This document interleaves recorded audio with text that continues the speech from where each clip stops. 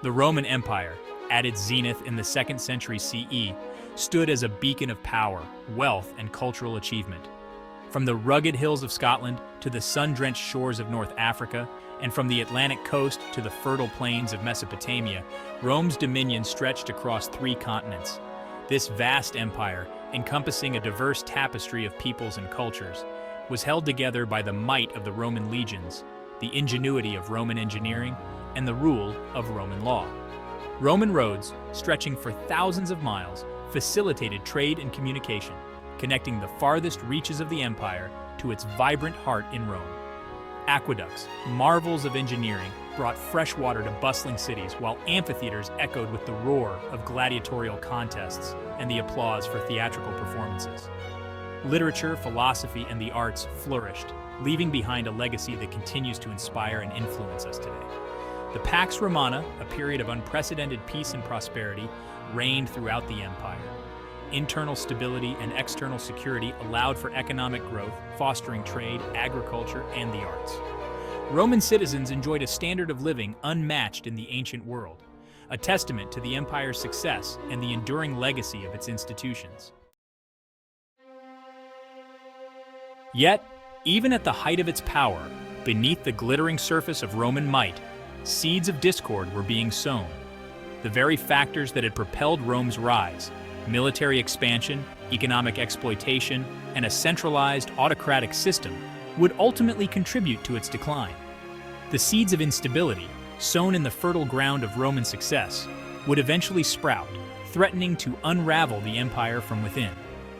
The decline of the Roman Empire was a complex process, a slow burn rather than a sudden collapse, spanning centuries and encompassing a multitude of intertwined factors. Internal and external pressures gradually weakened the empire's foundations, eroding its strength and resilience. While the Roman Empire may have appeared invincible at its zenith, cracks in the edifice were already beginning to show.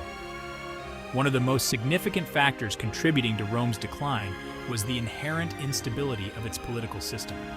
The empire was plagued by a succession of weak or corrupt emperors, often more concerned with personal power and wealth than the welfare of their subjects.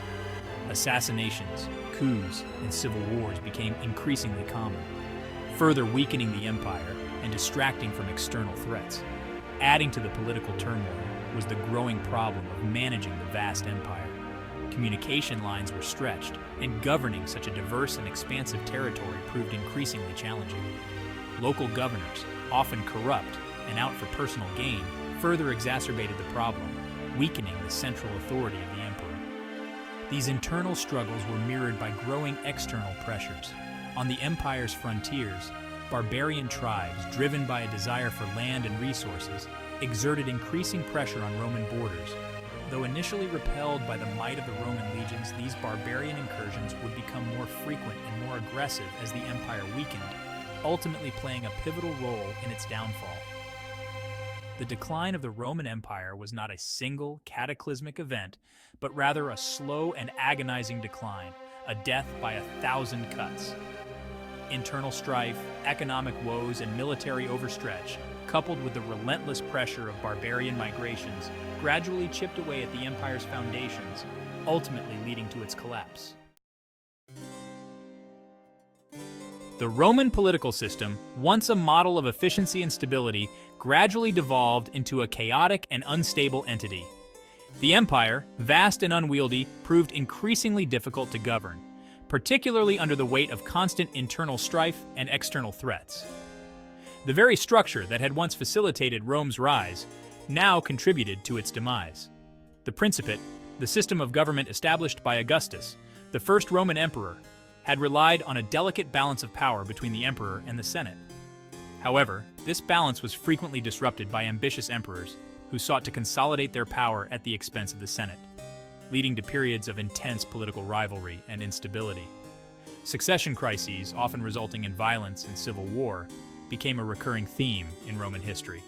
The lack of a clear and consistent method for selecting emperors led to power struggles, assassinations, and military coups, further weakening the empire and eroding public trust in the central authority. The Praetorian Guard, originally established to protect the emperor, evolved into a powerful and dangerous force within Roman politics. They frequently used their position to influence or even depose emperors, contributing to the instability and violence that plagued the late empire. Their interference in imperial affairs undermined the legitimacy of the emperors and eroded the stability of the Roman state. The political turmoil that gripped the Roman Empire had a devastating impact on its ability to govern effectively. The constant power struggles and internal conflicts diverted resources and attention away from critical issues such as defense, infrastructure, and economic management, creating a vicious cycle of decline that proved difficult to break. Section 4. Economic hardship, the crumbling foundation. The Roman economy, once the engine of the empire's prosperity, faced mounting challenges in the latter centuries of its existence. A combination of factors, including excessive taxation, inflation, over-reliance on slave labor, and the depletion of vital resources, gradually undermined the empire's economic foundations. The vast Roman military machine and the lavish lifestyles of the ruling elite placed a heavy burden on the imperial treasury. To finance their expenditures, emperors resorted to increasingly heavy taxation, squeezing the wealth from the provinces and stifling economic growth. This, in turn, led to widespread resentment and unrest, further destabilizing the empire. The Roman economy was heavily reliant on slave labor, acquired through conquest and expansion.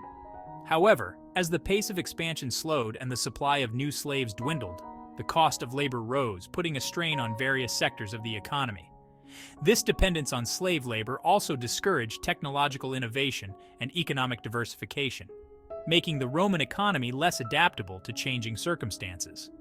The Roman Empire faced a severe shortage of precious metals, particularly silver, which was used to mint coins. To address this, emperors resorted to debasing the currency, reducing the silver content in coins and causing inflation. This led to a decline in the purchasing power of the Roman currency, eroding the value of savings and further exacerbating the economic woes of the empire. The once thriving trade networks that crisscrossed the empire began to decline due to a combination of factors, including piracy, banditry, and the increasing costs of transportation. This disruption of trade had a cascading effect on the Roman economy, leading to shortages of essential goods, rising prices, and a decline in the standard of living for many Roman citizens. Section 5. Military overextension, the limits of conquest. The Roman military, for centuries the most formidable fighting force in the ancient world, faced increasing challenges in the late empire. Years of constant warfare, coupled with the need to defend an increasingly porous frontier, stretched the Roman army to its breaking point. The legions, once a symbol of Roman might, were gradually weakened by a combination of internal and external factors. The Roman army, while renowned for its discipline, organization, and tactical prowess, was not invincible. Defeats at the hands of enemies such as the Parthians and the Germanic tribes demonstrated the limits of Roman military power and exposed vulnerabilities in the empire's defenses. These defeats, once unthinkable, became more frequent in the later centuries of the empire, eroding Roman prestige and emboldening their enemies. To meet the growing demands on the Roman military, emperors were forced to rely increasingly on recruits from the empire's less Romanized provinces and even on barbarian mercenaries. While these troops could be fierce fighters, they often lacked the training, discipline, and loyalty of the traditional Roman legions. This reliance on foreign troops further diluted the Roman character of the army and created potential for instability within the ranks. The vast size of the Roman Empire, once a source of strength, became a strategic liability as it became increasingly difficult to defend the empire's long and porous borders. Roman legions were scattered across the empire, from the Rhine frontier to the deserts of Syria, making it difficult to respond effectively to threats on multiple fronts. This overextension of Roman military power left the empire vulnerable to simultaneous attacks from different enemies. The decline of the Roman military was not simply a matter of numbers or equipment, but also a reflection of a deeper malaise within Roman society. Military service, once a source of pride and a pathway to citizenship for many, became less appealing as the empire's economic and social fabric unraveled. This decline in morale and discipline further weakened the fighting effectiveness of the Roman army, making it ill-prepared to face the growing threats to the empire's survival.